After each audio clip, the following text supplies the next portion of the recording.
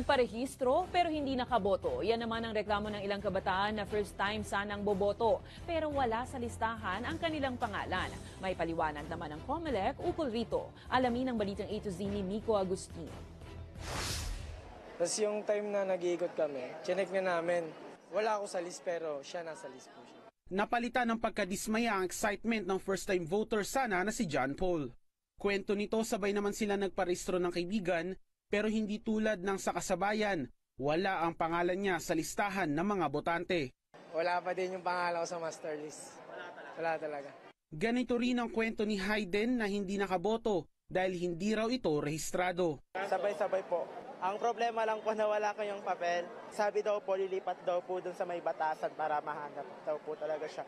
Kwento naman ng ilan, mabilis lang kung tutuusin ang mismong pagboto, pero pahirapan ang paghahanap ng pangalan. Sa labas ng room, yung mga list ng names doon, wala po doon yung pangalan. Pero nung tinanong po namin sa loob, nandun po yung name namin. Aminado naman ng DepEd Supervisor sa BSKE at Principal ng President Corazon Aquino Elementary School na may ilang mga nagrereklamo dahil hindi rin makita ang pangalan sa listahan. Pero binigyan naman raw nila ito ng pagkakataon na ulitin ang paghahanap at asistehin upang hindi tuluyang masayang ang boto.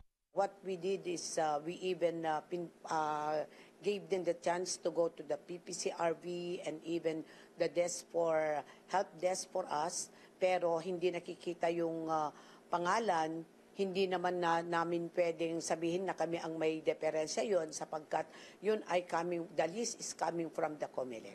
Paliwanag naman ni COMELEC spokesperson attorney John Rex Laudianco, hindi otomatikong makaboboto na ang mga bagong nagpatala hanggang nitong dulo ng Enero ngayong taon. Dumadaan pa raw kasi sa Election Registration Board ang mga aplikasyon ng bagong botante at maaaring ma-deny sa iba't ibang rason.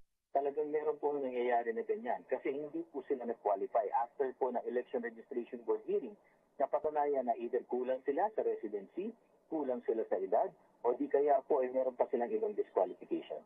Sa huli payo na lang ng COMELEC sa mga hindi nakaboto ngayong taon, alamin sa kanilang komisyon kung bakit hindi sila nakapag-qualify ngayong BSKE. At maaari rin naman daw silang agad na magpalista para sa susunod na eleksyon. Para sa Balitang A to Z, Miko Agustin.